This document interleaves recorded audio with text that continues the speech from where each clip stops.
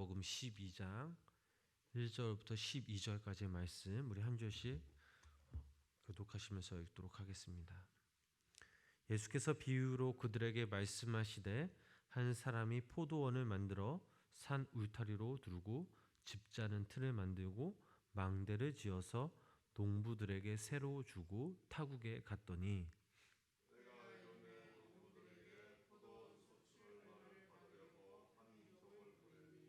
그들이 종을 잡아 심히 때리고 거저 보내었거늘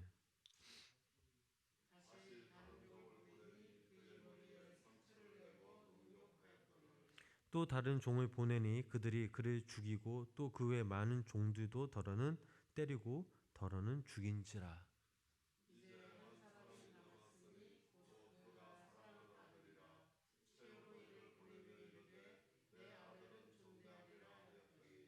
그 농부들이 서로 말하되 이는 상속자니 자 죽이자 그러면 그 유산이 우리 것이 되리라 하고 포도원 주인이 어떻게 하겠느냐 와서 그 농부들을 진멸하고 포도원을 다른 사람들에게 주리라.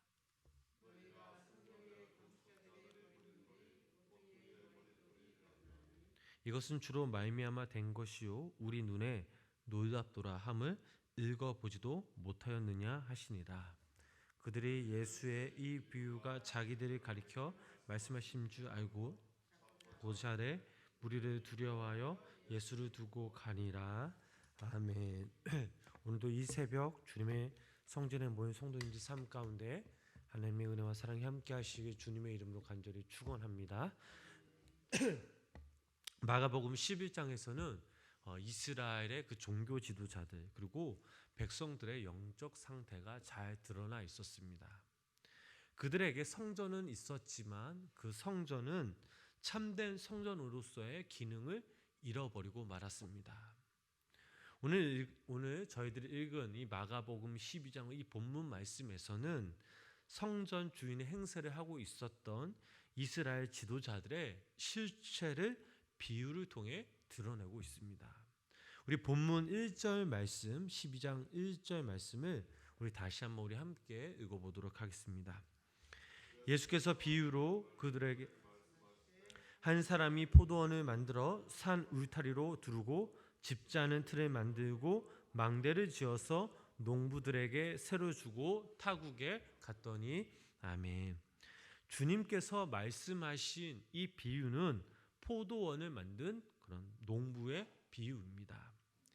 비유에서 포도원은 소유주가 분명합니다. 포도원을 만든 사람이죠. 포도원 주인은 포도원을 만들고 산 울타리로 두르고 또 집 짜는 틀을 만들고 망대를 지었습니다. 그리고 난 후 자신의 포도원에서 일할 농부들을 모았습니다. 이 농부들은 포도원의 주인이 아닙니다. 소위 소작농입니다. 소작농은 그 포도원의 주인이 아니라 자신의 노동력을 제공하고 그 대가로 삭슬 집을 받는 사람입니다. 그래서 소작농은 자신의 수고로 열매를 거두지만 반드시 주인에게는 원래 계약서에 명시된 만큼 세를 바쳐야만 했습니다. 세를 바치는 것, 이것이 주인과 소작농을 구분하는 가장 큰 차이입니다. 그런데 다른 농작물과는 달리 이 포도원의 경우 포도원을 세를 만들고 난 후 수확하기까지 어느 정도의 시간이 걸렸습니다. 그래서 대개는 4년 정도는 세를 면제 주었다라고 합니다. 2절 말씀을 보니까 때가 이름에 바로 세를 면제 주는 그런 기간이 지났다라는 의미입니다. 이제 포도원에서 나는 소출을 거두고 거기에 합당한 세를 지불해야 하는 시기가 되었다라는 말입니다. 그래서 주인은 농부들과 약속한 대로 자신의 소작료를 받기 위해서 종을 보내었습니다. 그런데 농부들의 반응이 이상합니다. 본문 2절, 3절 말씀 우리 함께 읽어보시겠습니다. 때가 이름에 농부들에게 포도원 소출 얼마를 받으려고 한 종을 보내니 그들이 종을 잡아 심히 때리고 거저 보내었거늘. 아멘. 농부들은 자신들이 바쳐야 할 새 대신에 주인이 보낸 그런 종들을 바로 잡아 심하게 때려서 빈손으로 보내었습니다. 이것은 명백히 계약 위반이자 또 범죄 행위입니다. 주인은 다시 종을 보냈습니다. 이번에는 머리에 상처를 내고 능욕했다라고 본문 4절 말씀에 나와 있습니다. 계속해서 종들을 보내었지만 농부들의 반응은 달라지지 않았습니다. 보통의 경우라면 이렇게까지 참고 인내하는 그런 주인은 없습니다. 세를 받기 위해 자신이 보낸 종이 죽은 상태로 만약 돌아오면 주인은 당장 농부들을 응징하기 위해 아마 무력을 동원했을 것입니다. 그러나 주인은 그렇게 하지 않았습니다. 종들을 보내고 또 보내었습니다. 이 비유의 스토리가 이렇게 전개되는 이유는 이것이 바로 이스라엘의 역사이기 때문입니다. 역사 속에서 하나님은 이스라엘이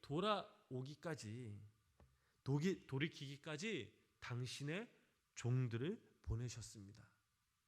그러나 이스라엘은 하나님의 사람들을 죽이고 때리고 능욕하는 그런 역사를 되풀이해 왔습니다.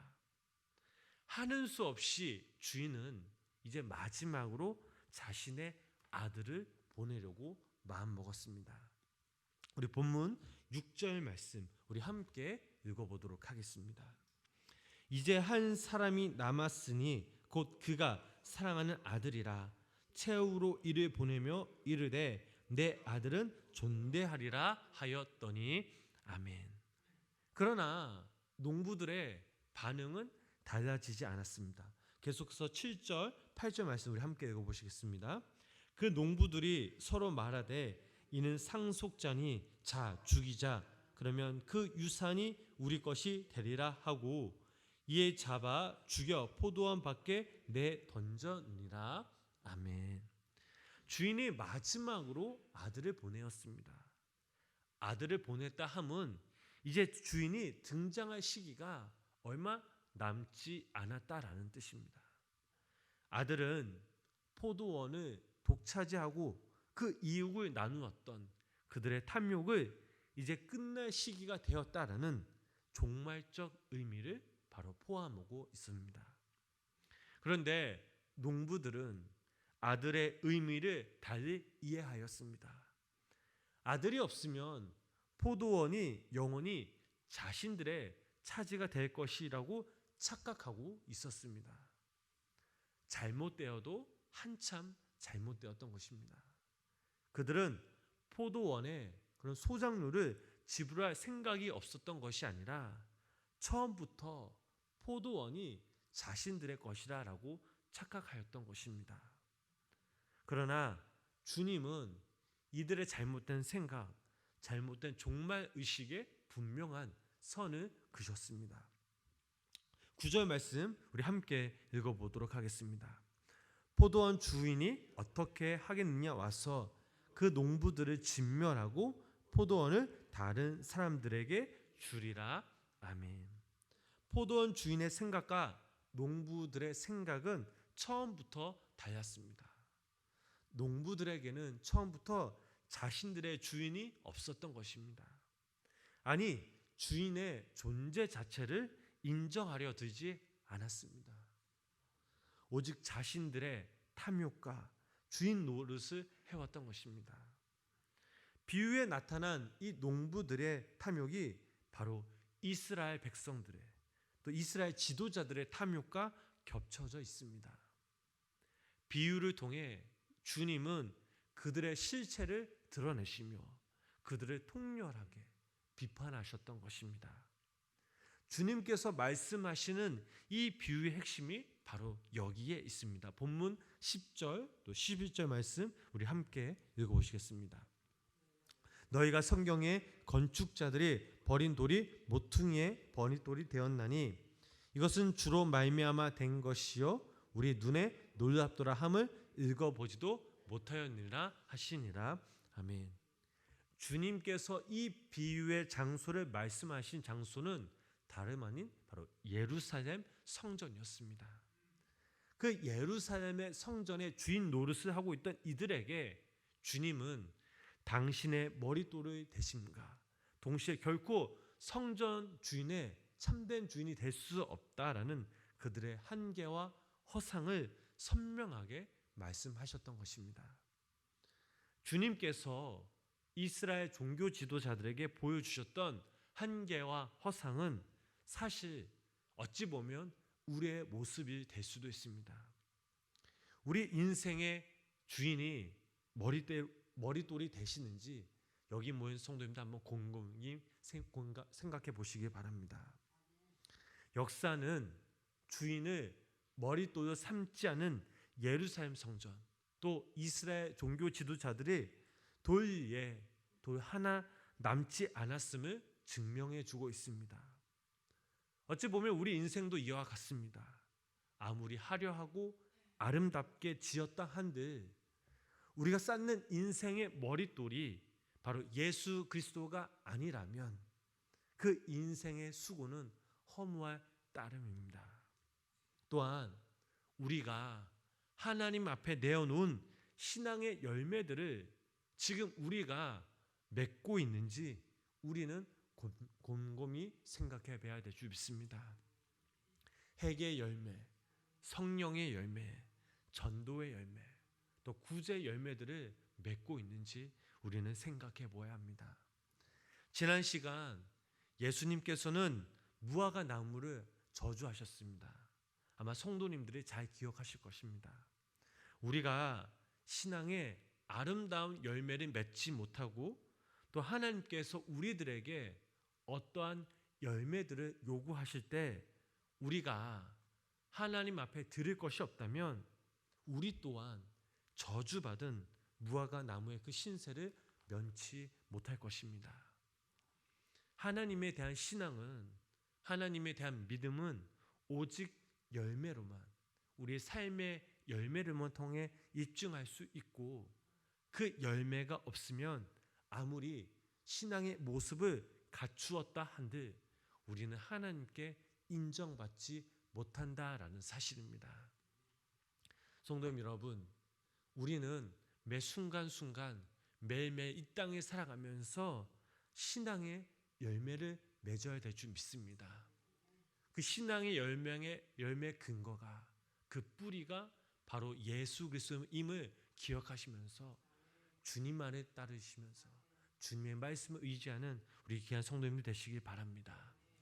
부지런히 우리의 삶에 하나님의 은혜와 하나님의 열매가 맺히도록 우리의 마음과 우리의 삶을, 영적인 우리의 모습을 우리는 가꾸어야 될 줄 믿습니다. 하나님께서는 분명 우리들을 보내신 목적이 있고 또 우리를 위해 보내신 예수 그리스도를 더욱더 의지하며 말씀에 순종할 때 우리는 그 십자가의 사랑을 기억하며 또 우리는 그 예수 그리스도를 통해 삶 가운데 많은 열매들을 맺을 수 있고, 또한 무엇보다 우리의 머릿돌 대신 주님을 우리는 예배할 수 있음을 기억하시기를 바랍니다. 바라기는 오늘 하루 살아가실 때에 예수 그리스도께서 우리 인생의 버린 돌이 되시는지, 아니면 우리 인생의 우리 삶 가운데 머릿돌이 되시는지 깊이 돌아보시면서 오늘 하루 예수 그리스도의 이름을 통해 우리 성도님들 삶 가운데 귀한 믿음의 열매를 맺는 귀한 성도님들 되시길 주님의 이름으로 간절히 축원합니다. 기도하시겠습니다. 하나님, 우리는 이 땅에서 매일매일 우리의 인생을 쌓는 사람들입니다.